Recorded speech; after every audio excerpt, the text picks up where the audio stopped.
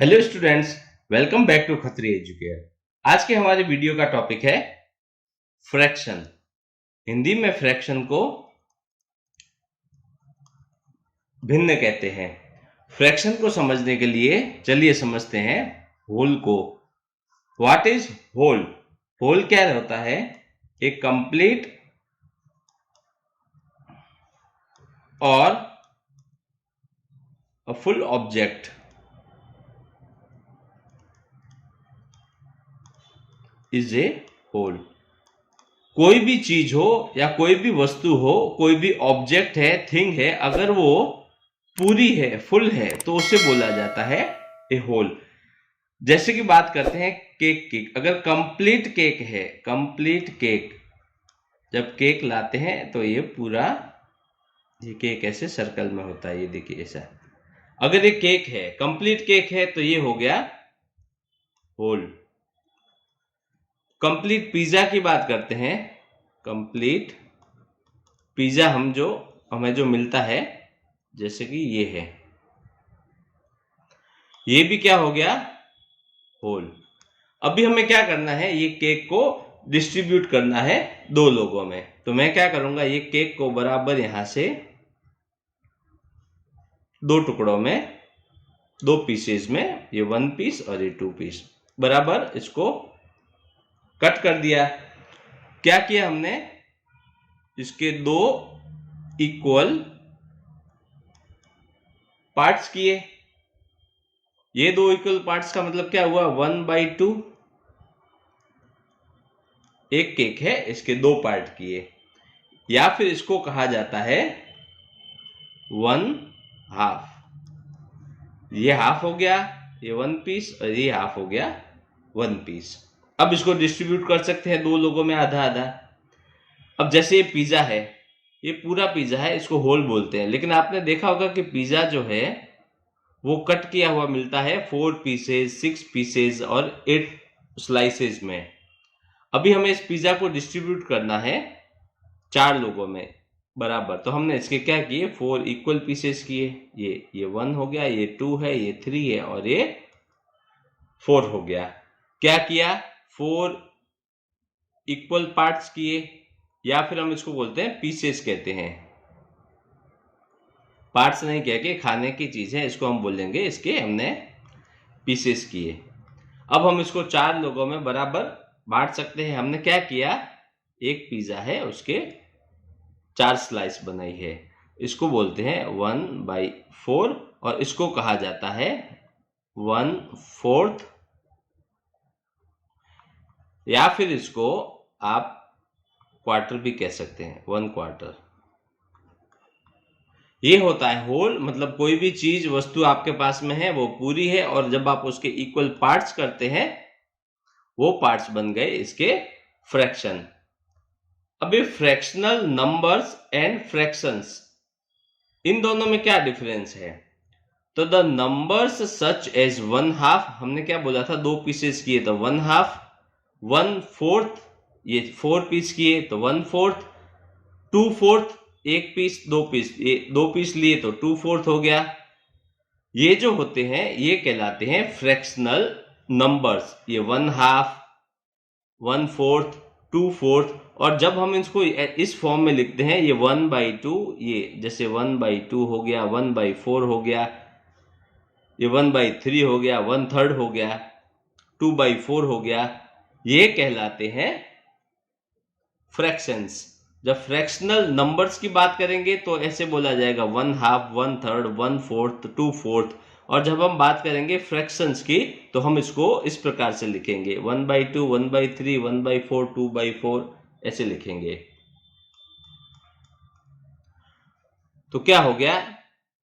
Fraction is therefore a number that represents part of a region or a collection. These parts are always equal to each other. Means fraction क्या है? एक number है जो represent करता है ए reason या एक कलेक्शन को। तो ये क्या हो गया? 1/2। 1/2 क्या रिप्रेजेंट करेगा? कोई भी एक चीज है उसके हमने 2 पीसेज या 2 पार्ट्स किए हैं, और ये जो पार्ट्स होते हैं, ये जो फ्रैक्शन है, ये ऑलवेज इक्वल होगा ईच अदर। मीन्स ये पार्ट या ये पीस बराबर होगा इसके। यहाँ पे पिज्जा की 4 स्लाइस की थी, तो ये स्लाइस, ये स्लाइस, ये स्लाइस और ये स्लाइस, चारों स्लाइस बराबर रहेगी, एकदम बराबर रहेगी। चलिए अब देखते हैं numerator and denominator of a fraction. एक फ्रैक्शन का न्यूमरेटर क्या होता है और डिनोमिनेटर क्या होता है। A fraction is written with 2 numerals. Fraction को 2 न्यूमरल्स में लिखा जाता है और इनको अरेंज किया जाता है वन ओवर द अदर। एक न्यूमरल्स को ऊपर लिखते हैं और एक न्यूमरल्स को नीचे लिखते हैं, और सेपरेटेड बाय ए लाइन, और एक लाइन से वो सेपरेट किया जाता है। जैसे कि हमने अभी बात किया था थोड़ी देर पहले, एक केक है, उसके 2 पार्ट किए थे, 2 पीसेस किए थे, तो उसको हमने क्या लिखा था? 1/2। तो ये एक न्यूमेरल है, ये दूसरा न्यूमेरल है, एक दूसरे के ऊपर लिखा है, 1 ऊपर है, 2 नीचे है, और सेपरेट किया जाता है बाय ये लाइन। ये लाइन से सेपरेट किया। तो the number above the line is numerator. ये लाइन है, इसके ऊपर का नंबर ये हो गया न्यूमरेटर लाइन, और the number below the line, ये लाइन के नीचे वाला number, is the denominator of the fraction. ये हो गया डिनोमिनेटर। न्यूमरेटर को हिंदी में कहा जाता है अंश, और इसको कहा जाता है हिंदी में हर। तो ये हो गया एक फ्रैक्शन का न्यूमरेटर, डिनोमिनेटर। इसको रिप्रेजेंट ऐसे किया जाता है, ये लाइन के ऊपर का नंबर आएगा न्यूमरेटर, और लाइन के नीचे जो नंबर आएगा ये नंबर रहता है डिनोमिनेटर। तो यहां पे देखिए, जो डिनोमिनेटर है, हर है, टेल्स अस, हमें क्या बताता है कि इनटू हाउ मेनी पार्ट्स और pieces of equal size one object is divided. ये डिनोमिनेटर ये बताता है हमारे पास कोई भी ऑब्जेक्ट है या कोई वस्तु है, उसको हमने कितने पार्ट में डिवाइड किया है, ये डिनोमिनेटर बताता है। तो यहाँ पे देखिए, केक था, केक के 2 बराबर पीसेस किए, तो हमने यहाँ पे क्या लिखा है? 2। तो ये डिनोमिनेटर क्या दिखाएगा कि यहाँ पे आपने केक के 2 बराबर पीसेस किए हैं। पिज्जा में हमने क्या किया था? 1/4। उसके कितनी स्लाइस थी? 4 स्लाइस थी। तो ये डिनोमिनेटर क्या शो करेगा कि पिज्जा की बराबर 4 स्लाइस जो है, मतलब पिज्जा को 4 इक्वल पार्ट्स में, इक्वल पीसेस में हम लोगों ने इसको डिवाइड किया है। और the numerator tells us the number of parts we are referring to. मतलब हमने टोटल जितने इसके पीसेज या पार्ट्स जो किए हैं किसी भी चीज के, तो न्यूमरेटर क्या शो करेगा? हम बात किसकी कर रहे हैं यहाँ पे? 1/2 मतलब हम एक पीस की बात कर रहे हैं। हमने जो 2 पार्ट किए थे उसमें से हम एक की बात कर रहे हैं। 1/4 मतलब पिज्जा की 4 स्लाइस है, हम बात कर रहे हैं एक स्लाइस की। हमने एक को एक स्लाइस दिया, तो एक को दिया 1/4। तो न्यूमरेटर शो करता है कि हम उसमें से कितने पार्ट्स या कितने पीसेस की बात कर रहे हैं, और डिनोमिनेटर शो करता है कि आपने कोई भी थिंग या फिर कोई भी ऑब्जेक्ट है, उतने कितने पार्ट्स या इक्वल पीसेस किए हैं। चलिए अब समझते हैं फ्रैक्शंस को। जैसे हमने बात तो कर लिया कि 1/2 होता है, 1/3 होता है, एक के बराबर 3 पीसेस किए तो 1/3, 2 किए तो 1/2। इन 1/2, 1/3, 1/4 इनको भी समझते हैं। 1/2 means if an object is divided into 2 equal parts। ये कोई भी हमारे पास एक ऑब्जेक्ट है, वो ऑब्जेक्ट है एक, सपोज कि ये राउंड शेप में क्या किया है? डिवाइड किया है इनटू 2 इक्वल पार्ट्स। ये इसको हमने कर दिया डिवाइड 2 इक्वल पार्ट्स में। ये पार्ट 1 हो गया, ये पार्ट 2 हो गया। Then each part is called 1/2 of the whole. तो ये पार्ट जो है ये इस पूरे का हाफ हो गया, ये हो गया इस पूरे का हाफ, ये हो गया हाफ, 1/2 यानी कि 1/2, ये हो गया 1/2 यानी कि 1/2।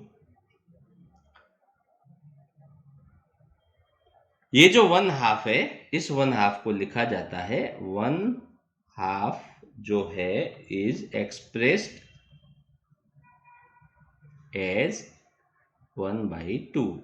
ये 1/2 को ऐसे लिखा जाएगा और इसको रीड एज, इसको पढ़ेंगे कैसे? 1/2 या फिर 1/2 ऐसा। अब ये दो पार्ट है, अभी मैं इसको कर देता हूं आपको आसानी से समझ में आए इसके लिए। ये क्या हो गया? ये शेडेड हो गया। ये क्या हो गया? अनशेडेड।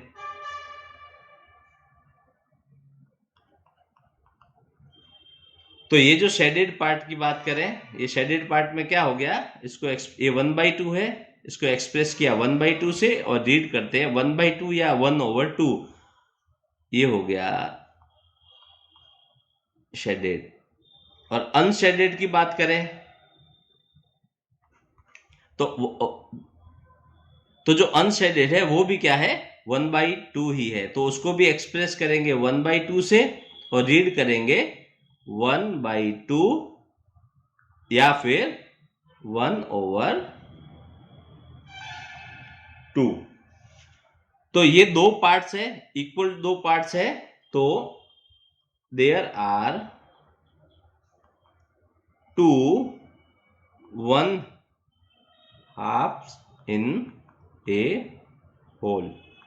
अगर एक पूरा होल है, उस होल में हमेशा दो जो है 1/2 रहेंगे, ये 1/2 और ये 1/2। अब समझते हैं 1/3 को। 1/3 का मतलब क्या हुआ? If an object is divided into 3 equal parts. यहां पे मैं क्या करता हूं, एक ऐसा ऑब्जेक्ट लेता हूं, एक ऑब्जेक्ट है 1/3 मीन्स इसको 3 इक्वल पार्ट्स में डिवाइड किया है। मैं यहाँ पे एक सेंटर पॉइंट लेके रफली यहां से ड्रॉ करता हूं, ठीक है? तो ये पार्ट 1 हुआ, ये 2 हुआ और ये 3 हुआ। बात कर रहे हैं 1/3 की, तो क्या करेंगे? मैं इसको 1/3 में से कोई भी एक पार्ट को शेड कर देता हूं। ये हो गया शेडेड। और ये दो पार्ट ये हो गए अनशेडेड, ठीक है? तो ये जो पार्ट है ये हो गया 1/3, 1/3। ये हो गया 1/3। हमने एक के 3 पार्ट्स किए, टोटल पार्ट्स कितने किए? 3। ये आ जाएगा डिनोमिनेटर में। हम बात कर रहे हैं, रेफर कर रहे हैं 1/3, 1 पार्ट के, ये ऊपर आ जाएगा। तो ये भी 1/3 होगा और ये भी होगा 1/3। अब 1/3 है, इसको 1/3 एक्सप्रेस कैसे किया जाएगा? एज 1/3। ये बात कर रहे हैं हम शेडेड की, शेडेड पार्ट। और इसको पढ़ा कैसे जाएगा? रीड एज 1/3 या फिर 1/3। ये हो गया शेडेड पार्ट। अब रिमेनिंग रह गए इसमें 2 पार्ट्स। वो कौन से हुए? अनशेडेड। अनशेडेड पार्ट की अगर मैं बात करूं तो अनशेडेड पार्ट कितने हुए? ये 1 है, ये 2 है। अनशेडेड हो गए 2/3। इसको कैसे रीड करेंगे? एक्सप्रेस करेंगे 2/3 से और रीड करेंगे 2/3 या फिर 2/3 से। तो ये हमने समझा यहां पे 1/3 को। मैं क्या लिखता हूं कि there are 3 1/3 in a whole. मतलब एक आपके पास कोई ऑब्जेक्ट है कंप्लीट है उसका 1/3 मीन्स होल में से जो 1/3 की बात करें तो उस कंप्लीट या होल में टोटल 3 1/3 पार्ट बनेंगे। अब समझते हैं 1/4। If an object is divided into 4 equal parts, यहां पे मैं क्या करता हूं, ऑब्जेक्ट के केस में लेता हूं एक ऐसा स्क्वायर लेता हूं, इसको क्या करना है, डिवाइडेड करना है 4 इक्वल पार्ट्स में। 4 इक्वल पार्ट्स मीन्स ये हो गया, ये पार्ट 1, ये 2, ये 3 और ये पार्ट हो गया 4। Then each part is called 1/4 या फिर 1/4 ऑफ द होल। 4 में डिवाइड किया, हर एक पार्ट कहलाएगा 1/4 या फिर 1/4। अब हम बात किसकी कर रहे हैं, 1/4 या फिर एक पार्ट की बात कर रहे हैं। ये है इसका शेडेड पार्ट, इसको हमने शेड कर लिया डिफरेंशिएट करने के लिए, और ये हो गया 1/4। ये 1, 2 और 3 ये हो गए अनशेडेड, और हर एक पार्ट जो है वो है 1/4, 1/4 और 1/4। तो ये जो 1/4 इसका जो पार्ट है या 4 में से जो एक पार्ट है या फिर शेडेड पार्ट है, इसको एक्सप्रेस किया जाता है 1/4 से। हम बात कर रहे हैं 1/4 मतलब 1 पार्ट की, और टोटल ये जो ऑब्जेक्ट है या जो भी ये शेप है उसको डिवाइड किया गया है 4 इक्वल पार्ट्स में, और इसको रीड किया जाता है। इसको रीड कैसे करते हैं, 1/4 या फिर 1/4। ये हो गया शेडेड पार्ट का बात। अब अगर मैं बात करूं अनशेडेड की, अनशेडेड की बात करूं तो अनशेडेड कितने पार्ट है, ये 1 है, 2 है, 3 है। तो इसको एक्सप्रेस किया जाएगा 3/4 मीन्स 3 पार्ट है जो टोटल अनशेडेड है, और टोटल कितने पार्ट है, 4 पार्ट है। और इसको रीड कैसे करेंगे, रीड किया जाएगा 3/4 या फिर 3/4 से। इसका मतलब ये हुआ कि there are 4 1/4 in a whole. अगर हमारे पास कोई भी एक कंप्लीट चीज है, थिंग है या ऑब्जेक्ट है, जो भी है, उसके अंदर 4 यानी कि 4 बराबर 1/4 पार्ट होंगे या फिर बनेंगे। अब बात करते हैं 2/4 की। 2/4 मतलब क्या हुआ, यही ऑब्जेक्ट है, इसी ऑब्जेक्ट को मैंने 1 और 2 क्या किया, एक और पार्ट को शेड कर दिया। तो अब ये दो हो गए, ये अनशेडेड, और ये दो पार्ट बन गए अभी शेडेड। तो कितने पार्ट है, 2 पार्ट है जो शेडेड है, 2 पार्ट है जो अनशेडेड है। तो क्या हो गया, शेडेड की बात करूं, इसको एक्सप्रेस किया जाएगा 2/4 से। मतलब एक और ये दो पार्ट है जो शेड कर रखे हैं, टोटल है 4 पार्ट। और इसको रीड कैसे करेंगे, 2/4 या फिर 2/4। अब बात करते हैं अनशेडेड की। अब अनशेडेड पार्ट कितने रह गए, ये 1 है और ये 2 है, सेम है, यहां पे भी 2 थे, यहां पे भी 2 है। तो इसको हम लोग एक्सप्रेस करेंगे 2/4 और रीड करेंगे सेम जैसे हमने शेडेड पार्ट को किया था, 2/4 या फिर 2/4। तो ये फ्रैक्शंस, और जो फ्रैक्शंस जो हमने ये 1/3 1/4 और इनके जो बात किया था 1/2, और इसको हमने समझा कि ये सब चीजें क्या होती है। चलिए अब समझते हैं कि relation between fractions and division. Division और फ्रैक्शंस के बीच में क्या रिलेशन होता है। हमको यहाँ पर ये 1, ये 2, ये 3, ये 4, ये 5 एंड 6 बॉल्स दे रखी है। 1, 2, 3, 4, 5 एंड 6। अभी ये कहा है कि 1/2 of the balls in the given collection are crossed out। 6 में से ये 6 बॉल का एक कलेक्शन है, उसमें से 1/2 को हमने क्रॉस्ड आउट कर लिया। 1/2 मीन्स ये टोटल 1, 2, 3, 4, 5, 6 है। हाफ मीन्स अगर आप देखें तो 6 का हाफ होता है 3, या फिर ये 1, 2, 3, 1, 2, 3 में इसको ऐसे भी अगर चाहूं तो हाफ कर लूं तो 3 यहाँ पे आ गई, 3 यहाँ पे आ गई। इनको क्रॉस आउट किया हुआ है। 3 को क्रॉस है, 3 बिना क्रॉस किए। या मैं ऐसे भी बोल देता हूं कि मैं 3 को शेड कर देता हूं। तो अगर मैं बात करता हूं फ्रैक्शन की, फ्रैक्शन के हिसाब से क्या है, 1/2 ऑफ द बॉल्स। 1/2 का मतलब क्या हुआ,